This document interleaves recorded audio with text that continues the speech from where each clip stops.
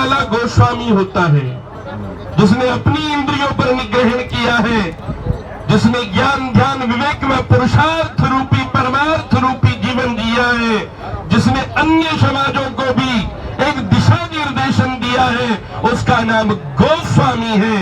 जहां ब्राह्मण भी, चारों ही वर्ण मेरे लिए पूज्य है, चाहे वो ब्राह्मण हो, क्षत्रिय हो, वैश्य हो, शूद्र हो, चारों ही वर्ण समान है, चारों ही वर्ण श्रेष्ठ है, सारी मानव जाति श्रेष्ठ है।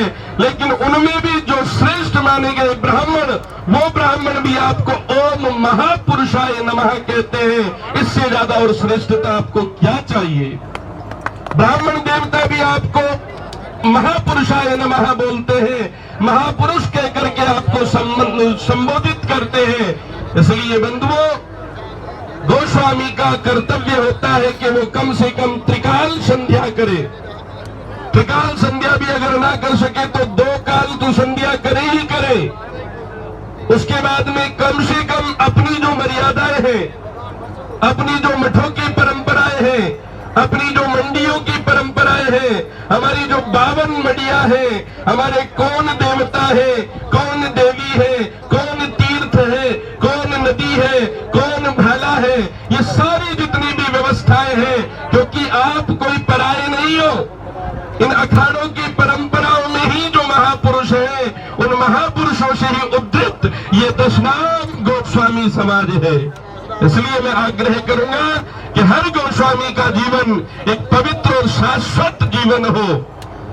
आपका जीवन सारगर्भित जीवन हो, आपका जीवन नशा मुक्त जीवन हो, आपका जीवन संस्कार युक्त जीवन हो, आपका जीवन धर्म युक्त हो, आपका जीवन राष्ट्र भक्ति से ओतप्रोत हो। इन्हीं शुभकामनाओं के साथ नेत्र जी महाराज को अनंत शुभकामनाएं प्रेषित करता हूं कि वो इस गद्दी पर बैठ करके सर्व समाज को एक अच्छा दिशा निर्देशन करे, अपने ज्ञान ध्यान विवेक व पुरुषार्थ से, अपनी भक्ति की प्रवीणता से।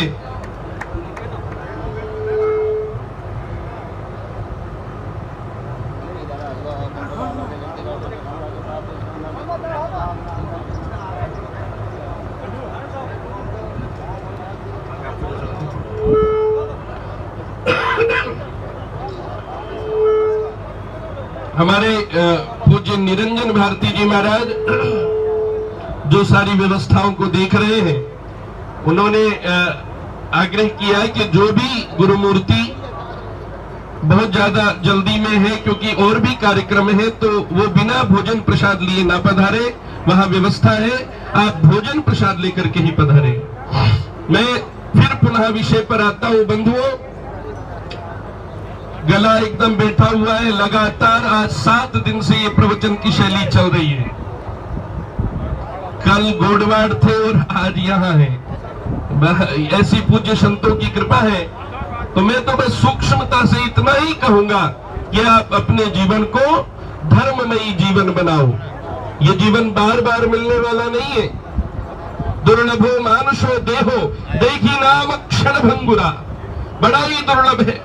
जंतु नाम नरजन्म दुर्लभ मतः पुष्पम ततो विप्रता, तस्मात् वैदिक धर्म मार्ग परता, विद्वत्व वशमात् परम, आत्म अनात्म विवेचनो स्वनुभवो, ब्रह्मात्मना संस्थिति, मुक्तिर्नो शतकोटि जन्म सुकृते, पुण्येर बिना न लभ्यते।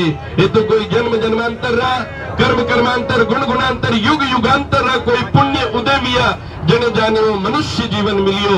और मनुष्य जीवन भी भारत भूमि माते मिलियो, जेते आज पूर्ण रूपों धर्म ने समझे, जेते आज गौ माता ने समझे, जेते आज नदियों ने मातृभाव देखे। आप विदेशों में जाओ या बेटे नदियों ने नदी रिवर कहने वाला लोग तो मिल जाए, लेकिन माँ कहने वाला लोग नहीं मिले। नदी ने भी मारे रूप में देखने वाला अगर कोई है तो वो हिंदुस्तान की परंपरा है, हमारे भारत की परंपरा है। पीपल ने वृक्ष में भी अगर ब्रह्मरो निवास देखने वाली कटी परंपरा है तो वह भारत की परंपरा है। हमने कण कण में, हमने रज रज में परमात्मा की अनुभूति की है। ऐसी ये दिव्य सनातनीय परंपरा है। इसलिए अपने आप को कभी मत कम मत आको, आप कोई कम नहीं हो। मनुष्य तो बड़ा महान है, मनुष्य कभी कम हो ही नहीं सकता। मनुष्य की जो सामर्थ्य है वो इतनी है कि वो चाहे तो कुछ भी कर दे। धरती की शान, धरती की शान, तू है मनु की संतान। धरती की शान, तू है मनु की संतान। तेरी मुट्ठियों में, तेरी मुट्ठियों में बंद तूफान है रे।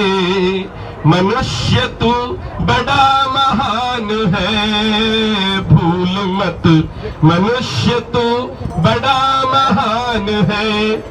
तू जो चाहे पर्वत पहाड़ों को तोड़ दे, तू जो चाहे नदियों की धारा को मोड़ दे।